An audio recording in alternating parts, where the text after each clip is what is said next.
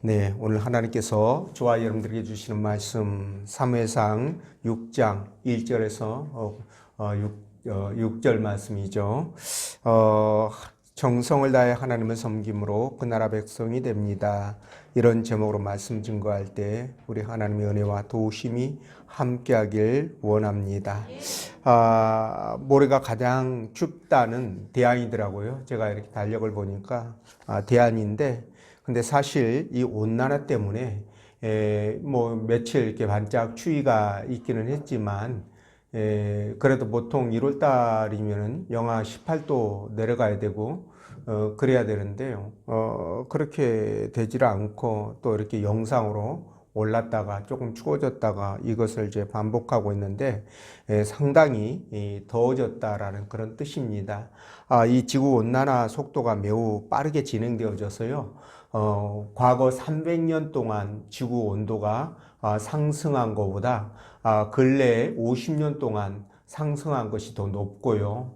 그리고 지난 50년간 올라간 기온보다 최근에 5년 동안 올라간 기온이 더 높다고 합니다. 그러니까 온난화가 너무 빨리 이렇게 진행이 되고 있다는 거죠. 그래서 대책이 나와야 되고 이에 대한 기술을 개발하지 않으면 이 가속도가 더 붙어가지고 이제는 막을 수가 없는 상황에 이르게 되었다. 또 이미 이르렀다라고 주장하는 사람도 학자도 있습니다. 그래서 상당히 심각한 문제로 그렇게 대두되고 있는데 하나님께서 이 지구 온난화를 지구의 종말과 심판으로 사용하시려는 그런 가능성도 있겠다 싶은데요. 우리는 어떤 상황에서도 깨어서 기도하면서 지혜롭게 대처할 수 있어야 할 것 같습니다. 그런 저와 여러분 되시기를 주의 이름으로 축원드립니다. 자, 오늘 하나님께서는 본문의 말씀을 통해서 다음과 같은 세 가지로 우리에게 은혜를 주셨는데요. 그 첫째가 하나님을 제자리에 모실 때 불행한 삶이 회복됩니다 라는 말씀이고, 두 번째는 성도라면 하나님을 마음과 뜻과 정성을 다해 섬겨야 된다는 것, 그리고 세 번째 하나님을 아는 것만으로 그 나라 백성이 되는 것은 아닙니다 라는 겁니다. 자, 여러분, 블레셋이 이스라엘과 전투에서 언약궤를 빼앗아 왔죠. 그리고 7달이 지났습니다. 이 기간 동안 블레셋에는 그야말로 감당치 어려운 고통과 죽음이 있었죠. 그래서 블레셋은 이 언약궤 반환을 결정하고요. 그 방법을 자기들 제사장과 복술자들에게 물었죠. 그들의 제안에 따라 언약궤를 수레에 실어서 이스라엘로 돌려보내게 됩니다. 자, 이 과정에서 하나님은 우리가 진정 행복한 삶을 살기 위해서 어떻게 해야 될 것인가를 말씀하시는데, 하나님을 제자리에 모시고 섬겨야 한다고 말씀하시고요. 섬길 때 뜻과 마음과 정성을 다해서 섬겨야 된다는 것도 말씀하십니다. 또 하나님을 아는 것만으로 안다는 것으로 하나님 나라 백성이 될 수 없다는 것도 아울러 말씀하고 있는데요. 하나님을 올바로 믿고 섬길 때 진정한 하나님 나라 백성이 된다라는 것도 말씀하십니다. 자, 이런 사실을 알고 하나님을 믿고 정성을 다해 섬김으로 하나님 나라 백성이 되는 저와 이름 되시기를 주의 이름으로 축원드립니다. 자, 그럼 말씀을 따라가면서 마음과 뜻과 정성을 다해 하나님을 섬길 때 하나님 나라 백성이 된다는 것을 성령께서 들려주시는 하나님의 음성으로 듣겠습니다. 자, 첫째로 하나님을 제자리에 모실 때 불행한 삶이 회복된다라고 말씀했는데, 자, 2절 말씀 함께 읽어봅니다. 시작.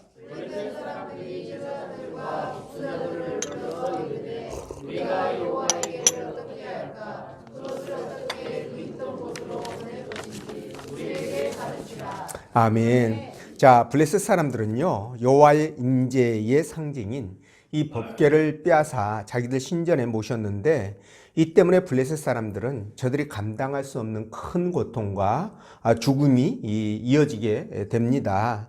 처음 법궤와 함께 있던 다곤 신상이 박살났을 때만 하더라도 법궤가 아니 하나님만이 만왕의 왕이시오 만주의 주가 되신다는 것을 그들이 깊이 깨달았다면 아마 호미로 막을 것을 가래로 막지는 않았을 것입니다. 또한 만복의 복이 되시고 또 복의 근원이 되신다는 이 하나님을 옆에 모시고도 복을 받지 못하는 그런 일은 없었을 것입니다. 자, 저들이 큰 고통과 죽음의 저주를 받고 나서야 이 사실을 깨닫게 되죠. 그래서 그들은 부랴부랴 이 법궤를 이스라엘로 돌려보냈는데, 그래서 더 이상 고통을 막을 수 있어서 그나마 다행이다라는 생각이 듭니다. 자, 우리가 이걸 통해서 깨닫는 것은요, 저들이 지금 당하고 있는 이 불행과 고통, 죽음의 저주가 하나님을 당신이 계셨던 그 자리로 돌려보내드리지 않았기 때문이라는 사실이에요. 네, 다시 말하면 하나님을 하나님의 자리에서 진심으로 믿고 섬길 때 내 삶이 행복해지고 만족한 삶이 되는데, 하나님을 제 자리에서 섬기지 않고 이렇게 정말 뭐랄까요, 홀대에 있을 때 어떤 일이 벌어지는지를 우리에게 지금 잘 보여주고 있는데, 여러분, 저들이 빼앗은 이 언약궤를 저들은 무슨 전리품이라도 되는 것처럼 자기들 성읍으로 가져와서 다곤 신에게 바치고, 그때는 얼마나 그들이 교만하고 뻐기고 의기양양했겠습니까? 여호와를 이겼으니까, 여호와를 포로로 잡았으니 얼마나 의기양양했겠냐는 거예요. 그러나 그들은 그것이 바로 저들에게 닥치는 불행의 시작이 될 거라는 것은 짐작도 하지 못했을 것입니다. 자, 저들은 자신들의 신인 이 다곤이 법궤 앞에서 넘어져 가지고 박살난 것을 보았죠. 또 온 성읍이 독종에 퍼져서 수많은 사람들이 고통을 당하다가 죽음에 이르는 것도 보았습니다. 자, 하여 이 법궤를 블레셋 여러 성읍으로 돌리는데도 재앙은 멈추질 않습니다. 그래서 이번에는 언약궤를 아예 가까이 하지 않으려고 들판에다가 모셨는데요. 1절에 이 지방이라는 단어가 이 들판을 포함하고 있는 단어거든요. 그래서 들판에 놓았다, 이렇게 여러분들이 이해하시면 될 것 같습니다. 그런데도 저들에게 고통은 계속되었던 것이죠. 네, 그러자 이제야 저들은 이 일이 왜 생기게 되었는가, 그 원인 파악에 들어갔고, 드디어 여호와 하나님의 상징인 이 법궤를 이스라엘에게서 빼앗아온 것이 이 불행의 씨앗이라는 것을 깨닫게 되죠. 그래서 이 법궤를 원래 있던 곳으로 돌려보내서 죽음의 재앙에서 벗어나려고 한 것입니다. 자, 그렇게 안간힘을 쓰는데 저들에게 임한 이 큰 고통이 그들로 하여금 이 같은 사실을 깨닫게 해 주었습니다. 자, 누구든지 하나님을 하나님의 자리에서 제대로 모시지 못할 때, 그러니까 모시지 못하는 인생 또는 그의 가정 또는 그 나라 외에 없이 불행을 겪게 된다는 사실입니다. 자, 여기서 하나님을 제자리에 모시지 못한다는 것은 하나님을 온전히 믿지 못하고 섬기지 못하는 것을 뜻합니다. 자, 여러분, 하나님을 온전히 믿고 섬기지 못할 때 하나님은 단 한 번의 애도 없이 대가를 치르게 하셨는데요. 이것은 믿는 자와 믿지 않는 자를 구분하지 않으셨습니다. 자, 물론 이 블레셋 같이 믿지 않는 자도 지금 심판하시는 거잖아요. 그죠? 예, 그렇게 심판하셨는데, 근데 택한 백성도 하나님께서 심판하시는데, 택한 백성은 심판이라고 하지 않고 징계라고 얘기하는 것이 맞겠죠. 그래서 믿지 않는 자는 심판, 믿는 백성은 징계, 이렇게 하나님이 하셨는데 공통점이 뭘까요? 둘 다 너무 아프고 고통스럽다라는 거죠. 그것에 있어서는 똑같습니다. 자, 사사기에도 하나님이 당신을 온전히 믿지 못한 이 이스라엘 백성들 말입니다. 그래서 하나님께 영광을 돌리지 못한 그들에게 하나님은 어김없이 그들의 삶과 역사 속에 개입하셔서 정말 참으로 고통스러움을 그들에게 안겨주신 것 우리 너무나 잘 알고 있지 않습니까? 그렇죠? 그런데 사사기뿐만 아니라 이스라엘 전 역사를 통해서 하나님이 계속적으로 같은 방법을 그들에게 시행하는 것을 볼 수가 있습니다. 그게 반복되어져 왔다는 거죠. 그런데도 지혜롭지 못하다 보니 그 사실을 깨닫지 못하고 여전히 같은 죄를 반복하죠. 우리도 마찬가지인 것 같아요. 우리가 지금 뭐 하는 모든 일들을 이렇게 보면, 특히나 나라에서 하는 나라 일을 하는 사람들을 보면 그 과거 5년 전, 10년 전에 잘못을 저질렀던 거 그대로 반복하고 있는 것을 볼 수 있지 않습니까? 그러니까는 과거에서 교훈을 얻지 못한 민족은 망한다라는 그 말이 딱 맞는 것 같습니다. 어쨌든 우리는 이 블레셋 사람들처럼 실컷 매를 맞고 이 같은 사실을 깨닫고 돌이킬 것이 아니라 그런 어리석은 사람이 되지 말아야 되겠다라는 거죠. 지혜롭고 현명한 신앙인답게 미리 깨닫고 지혜롭게 대처하자라는 겁니다. 자, 여러분, 오늘 블레셋 사람들은요, 그래도 매를 맞고라도 깨달았으니까 그나마 다행입니다. 그렇죠? 아예 끝까지 깨닫지 못하고요, 망하는 사람들 얼마나 많습니까? 자, 여러분, 교회를 다니다가 사단의 유혹으로 교회를 떠나는 경우 있습니다. 근데 이렇게 교회를 떠나서 본인이 뭐 교회를 나가든 또는 뭐 안 나가든 일단 떠나버리면 뭐 이제 간심해서 멀어질 수밖에 없죠. 그런데 교회를 떠나고 나서도 교회가 싫다고, 그 교회 싫다고 잘 나가는 사람들을 꼬셔가지고 못 나가게 하는 그런 사람들도 가끔 가다가 있습니다. 근데 이렇게 하는 거는 여러분, 이 교회를 파괴하는 이 마귀에게 충성하는 것과 똑같은 것입니다. 맞죠? 왜냐하면 교회는 말이죠. 주님의 몸이라고 말씀하셨고, 그리고 교회의 머리는 그리스도다 이렇게 말씀하셨잖아요. 그러니까 교회와 그리스도는 한 몸인 것입니다.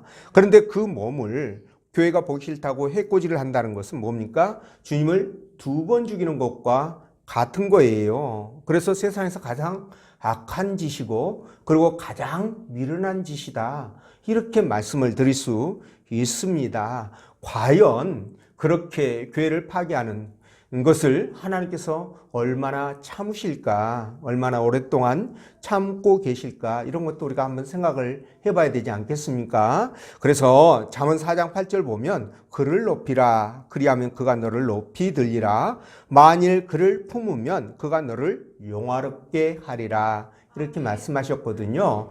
물론 이 성경 말씀 중에서 하나님을 대적한 경우에 받는 저주나 재앙에 대한 말씀들이 수없이 많지만, 여러분 그 말씀보다는 반대 말씀을 통해서 우리가 더 용기를 얻는 게 좋겠다 싶어서 제가 이 말씀을 여러분들에게 읽어드렸는데요. 어쨌든 그래서 저와 여러분들은 살아가면서 자꾸만 내 삶을 점검을 해봐야 됩니다. 내가 하나님이 원하시는 그 방향으로 가고 있는지, 안 그러면은 지금 뭡니까? 하나님이 원치 않는 방향, 하나님이 싫어하는 방향, 혹은 하나님을 대적하는 방향으로 나가고 있지는 않는지, 이런 부분들을 점검을 해볼 필요가 있습니다. 그래서 혹시 내 삶이 고단하거나 또는 나름대로 열심히 뭐 해보지만 뭔가 안 풀리고 꼬여간다고 한다면 먼저 하나님과의 관계가 잘 정립되어져 있는가, 이 부분을 한번 점검해 볼 필요가 있다는 거죠. 자, 하나님을 하나님의 자리에 모시고요, 합당한 영광을 돌릴 때 여러분 개인이든 또는 가정이든 또는 직장이든 사업장이든 뭐 하나님이 도움이 반드시 있게 된다는 사실입니다.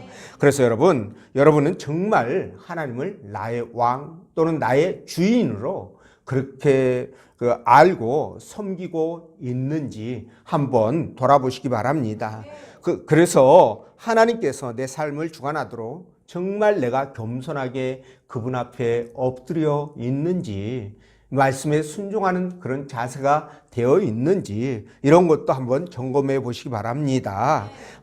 그런 삶의 자세를 갖춰갈 때 여러분 우리의 삶이 회복되어지고요, 그리고 장래를, 미래를 기대할 수 있게 되는 겁니다. 자, 그래서 여러분들은 날마다 그런 행복한 삶을 살아가시기를 주의 이름으로 축원드리고요. 자, 두 번째, 성도는 하나님의 마음과 뜻과 정성을 다해 섬겨야 된다라는 건데, 우리 3절 말씀 읽어봅니다. 시작.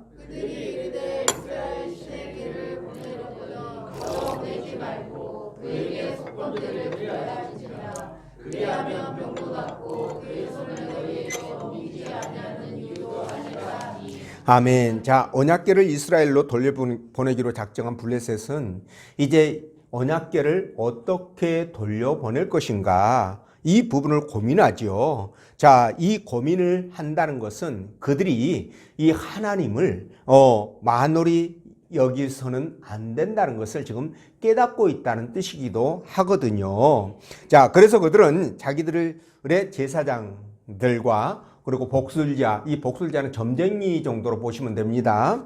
이 점쟁이들을 불러가지고 이 언약궤를 어떻게 보내야 될 것인가를 지금 질문하고 있죠. 자, 이와 같은 깨달음은요, 저와 여러분들에게도 오늘날 반드시 필요한 부분입니다.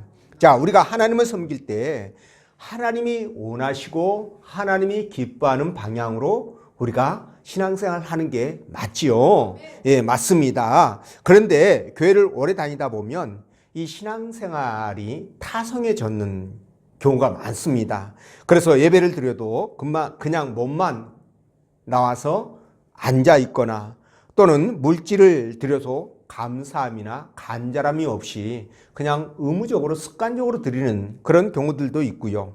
그리고 봉사에 참여해도 마음의 기쁨도 감사함도 없이 그냥 뭡니까? 그냥 억지로 이렇게 참여하는 그런 경우들도 있습니다.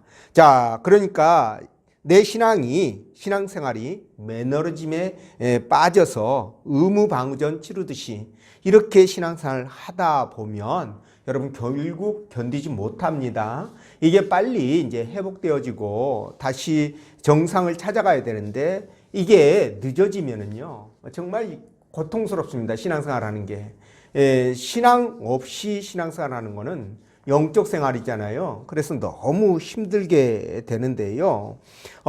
그래서 이게 안 되는 이유는 뭐냐? 하나님을 섬길 때 내 마음을 다하고 뜻을 다하고 성품을 다해서 하나님을 섬겨야 될 이유가 뭐냐라는 것을 우리가 생각해야 됩니다. 그러니까 우상은 괜찮습니다. 우상은 마음을 달라고 하지 않아요. 우상은 뭘 달라고 합니까? 눈에 보이는 거, 그죠? 이거만 달라고 하지요. 이거만 주면 오케이입니다. 근데 하나님은 이거 가지고 안 된다는 거예요. 이거보다 하나님은 우리의 마음 중심을 더 원하시잖아요. 그죠? 그 이유가 뭐냐면 바로 하나님이 인격적인 분이라서 그렇습니다. 예, 그분은 지정의를 갖고 있는 인격적인 분이라서 우리의 마음 중심을 들이지 않고 그 하나님을 섬기면 하나님이 절대 기뻐하지 않는다는 거죠. 우리가 가끔 이야기할 때 이런 말 하잖아요.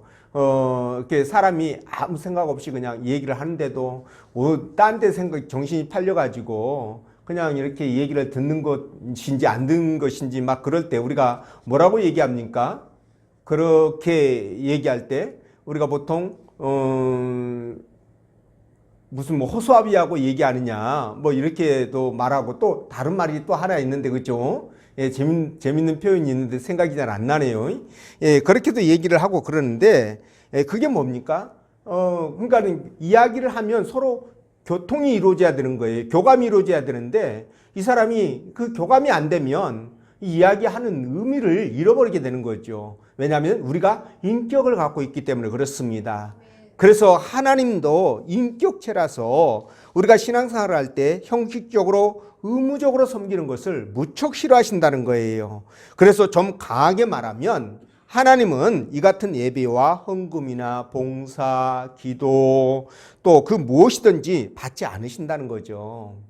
자, 그래서 이사야 1장 13절 보면 헛된 재물을 다시 가져오지 말라. 분향은 내가 가증히 여기는 바요. 월삭과 안식일과 대회로 모이는 것도 그러하니 성회와 아울러 악을 행하는 것을 내가 견디지 못하겠노라.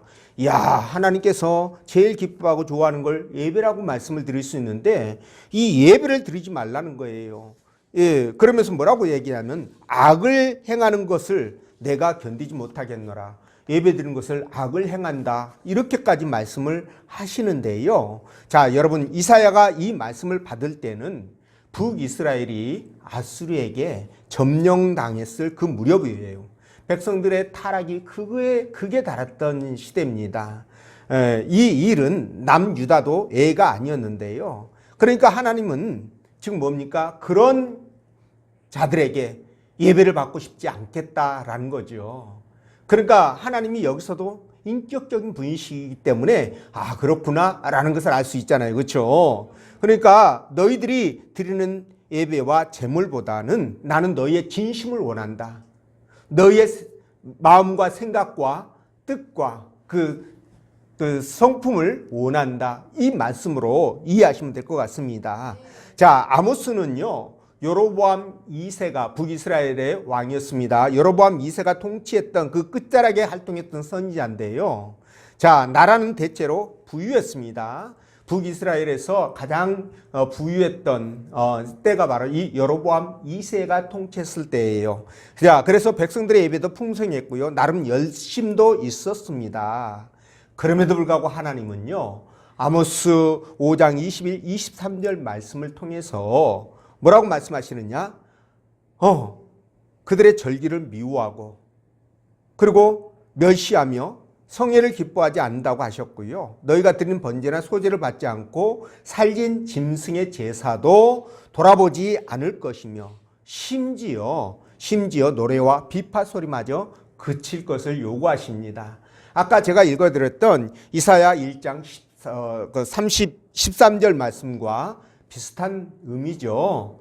이렇게 말씀을 하셨습니다. 여러분 왜 그렇겠습니까?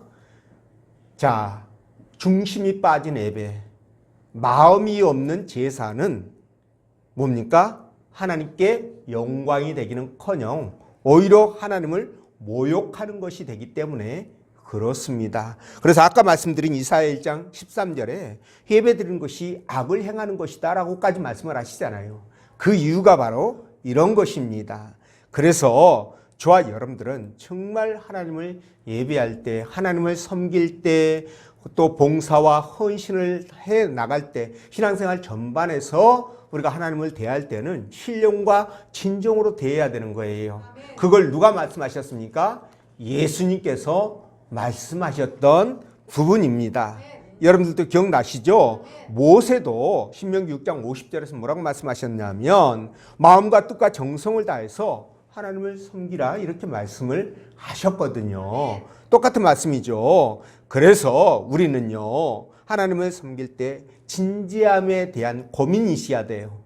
예, 막 그냥 아무렇게나 함부로 하는 것이 아니라 진지함에 대한 고민이 있어야 되고요. 그리고 내가 정말 아파하는 내 잘못된 부분에 대해서 아파하는 흔적과 회개가 동반돼야 된다는 거죠. 거기에 사랑과 희생이 있어야 되고요. 그리고 정성이 묻어나는 예배, 헌금, 예, 그리고 기도와 봉사 이런 것들이 있어야 되는 거예요. 네, 이런 예배와 봉사는요 사람을 생동감 있게 만들어 갑니다. 그리고 이런 예배와 봉사를 하는 예배자 또는 봉사자를 변화시킵니다.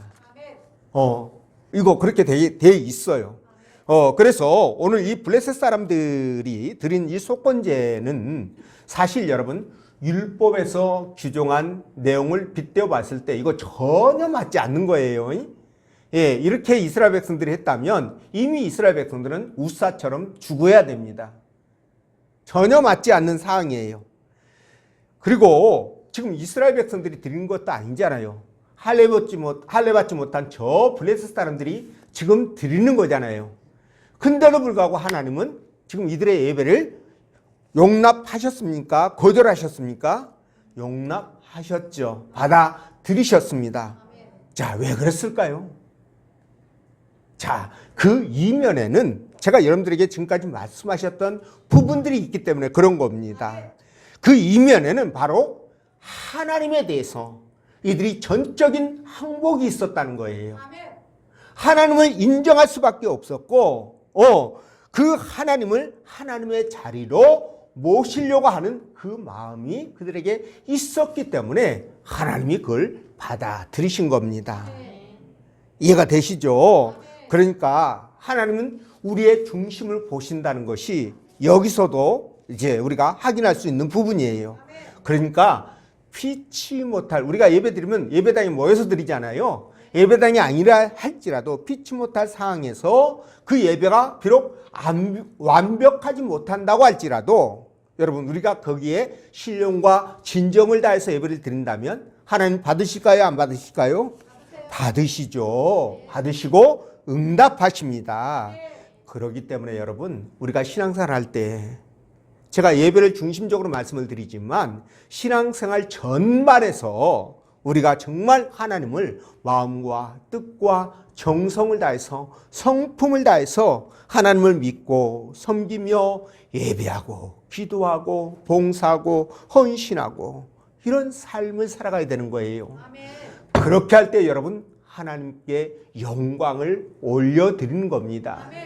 이해가 되시죠? 그런 여러분 되시기를 축원드리고요. 그리고 세 번째, 하나님을 아는 것만으로 그 나라 백성이 되는 것은 아니죠. 자, 6절 말씀 읽어봅니다. 시작.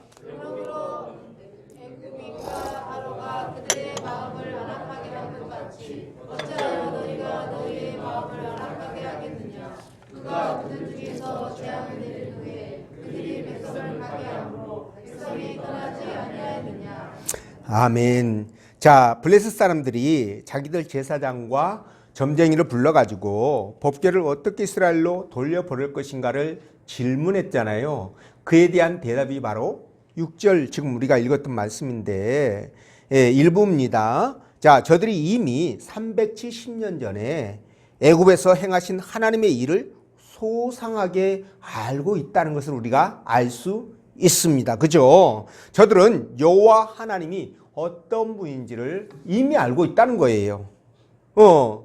자, 그런데 저들은 이렇게 분명히 하나님에 대한 많은 지식을 갖고 있었습니다. 그런데도 그들이 하나님 나라 백성이 되었다라는 것은 성경 어디에서도 찾을 수가 없습니다. 여러분, 이것이 무엇을 말해주는 걸까요? 그렇죠. 자, 블레셋의 제사장들과 이 점쟁이들, 복술자들은 하나님이 바로의 마음을 완악하게 만든 것이 아니라 바로 자기가 스스로 마음을 완악하게 해서 재앙을 초래했다는 것까지 알고 있었다면 정말 깊숙하게 많은 것을 알고 있었는데 이렇게 하나님께서 권능을 행하시는 능력의 하나님이시라는 것을 알고 있었는데도 하나님을 믿지 않았다? 이거 정말 기가 막힐 일이거든요. 근데 제가 이 말씀을 보면서 이런 자들이 바로 주님이 재림해서 이 세상이 불바다가 될 때 말입니다. 불바다가 될 때 그때도 하나님을 믿지 않고 동굴 속으로 숨어 들어가서 막 바위야 나를 덮어라, 재앙을 피하기 위해서 겉다구 짓을 하고 있는 그런 모습이 연상이 되더라고요. 여러분, 이런 자들이 요즘 전도가 안 되잖아요. 전도 정말 안 됩니다. 왜 그러나 싶은데 이 마지막 때가 되다 보니까 하나님께서 우리나라에서 전도의 문을 닫으신 거 아닌가 막 이런 생각도 들고요. 이런 자들을 하나님께서 물론 이런 자들은 택하기로 작정이 되어 있지 않다라고 봐야 되겠죠. 그렇죠? 그러니까 하나님의 심판이 임하는데도 하나님 앞에 회개하기는커녕 오히려 하나님을 저주하는 이런 악한 짓들을 하죠. 자, 다시 본론으로 돌아와서 본문으로 돌아와서 이 블레셋 제사장과 복술자들이 어떤 경로를 통해서 하나님에 대한 지식을 그들이 습득했는지는 알 수 없습니다. 그러나 하나님을 알고 있는 이 지식이 믿음으로 연결되지 않는다는 것을 우리가 볼 때 하나님을 많이 알고 적게 아는 이 지식은 구원과 상관이 없구나. 이것을 우리가 다시 한번 깨닫게 되는 거예요. 여러분 또 동의하시죠? 자, 여러분 우리 주변에도 성경에 대해서 의외로 많이 알고 있는 사람이 많습니다. 예, 많은데 그렇죠. 우리가 이제 공부를 할 때 이제 고등학교 때 뭐 이렇게 뭐 고등학교도 그렇고 뭐 중고등학교도 그렇고 대학은 더 그렇고요. 공부를 하는데 우리가 공부하는 전 학문이 다 그렇지만 특히나 비교 종교학이 있습니다. 철학이라든가 문학이라든가 또는 뭐 음악도 그렇고 미술도 그렇고 예술 분야도 거기 다 포함되어 있는데 이런 분야들이 전부 다 서구 사상사와 연결이 되어 있어요. 그래서 여러분들이 대학 가서 이렇게 뭐랄까요 교양 과목들을 이렇게 수강하다 보면 전부 다 뭡니까? 전부 다 그 과목에서 얘기할 때 전부 다 초기에 그 과목이 어디서부터 파생되어졌는지 이거 이렇게 줄기를 찾아가잖아요. 그럴 때 전부 다 언급하는 게 바로 아리스토텔레스, 소크라테스, 플라톤 이런 사람들 다 언급합니다.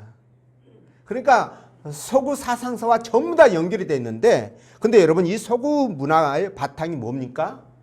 기독교예요. 그래서 성경을 아는 사람들이 많이 있겠다 싶습니다. 자, 심지어 다른 종교인들도 하나님이 어떤 분이신지 우리보다 더 많이 알아서 웬만한 신학자 견줄 만큼 성경 지식에 능통한 사람들이 참 많습니다. 참 많아요. 근데 어떤 중은요, 중이라고 그러니까 좀 상스럽나요? 어떤 중님은 매일 성경 몇 장씩 이렇게 읽지 않으면 잠을 못 잔다고 할 정도로 그렇게 성경을 읽는다고 합니다. 중님이 왜 그렇게 성경을 읽죠? 연불 잘하면 될 텐데 나무 영역까지 침범하네.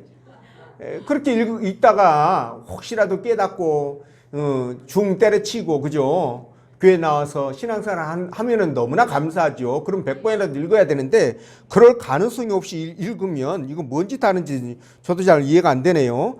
근데 그렇게 읽고 그런 거 좋죠. 중요한 것은 이들이 말이죠. 이렇게 많은 성경 지식을 자랑하면서도 정작 하나님을 창조주로 그리고 예수 그리스도를 우리의 구원자로 받아들이지 않으니까 이게 문제라는 거죠.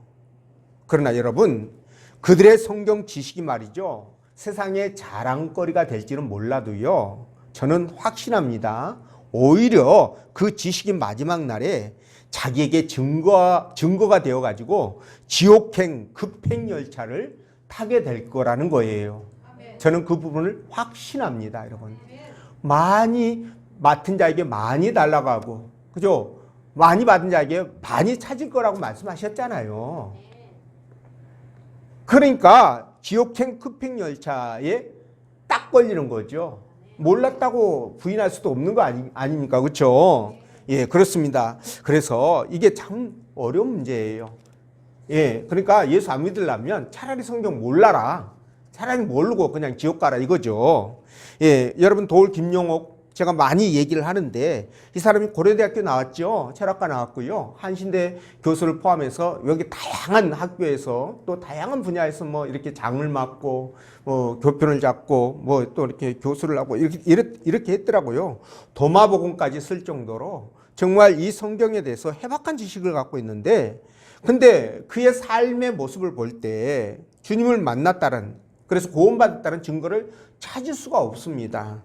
오히려 그 반대입니다.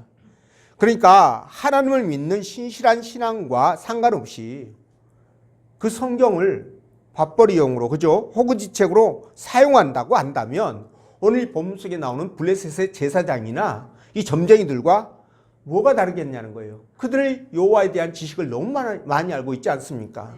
그들과 뭐가 다르냐는 겁니다. 여러분 이런 지식은 옛날에 여러분 발람 아시죠? 예, 술사였던 이 발람도 하나님에 대한 지식을 그렇게 갖고 있었고요. 예수님 시대의 바리새인들도 같은 지식을 갖고 있었어요.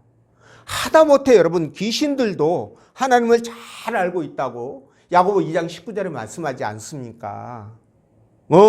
그렇기 때문에 이런 지식만으로, 이런 성경 지식만으로 우리가 구원에 이를 수 없다라는 거예요. 구원에 이를 수 없습니다. 그래서 우리는 하나님을 알되, 하나님을 몰라서 안 됩니다. 하나님을 알되 마음을 다하고 뜻을 다하고 정성을 다해서 알아야 되고 그분을 믿고 섬겨야 된다는 거죠. 이게 너무너무 중요한 겁니다. 이것이 바로 하나님을 아는 것과 믿는 것의 하나가 되는 거예요. 아는 것과 믿는 것의 하나가 돼야 되는데 아는 것과 믿는 것이 분리돼 버리면 바로 뭡니까? 오늘 본문 속에 나오는 블레셋 제사장과 술사들이 된다는 거죠. 성경 가지고 세상에서 밥벌이하는 그런 사람들이 된다는 거죠. 굉장히 우리가 정말 이 부분에 대해서 생각을 많이 해야 될 것이다 라고 생각됩니다.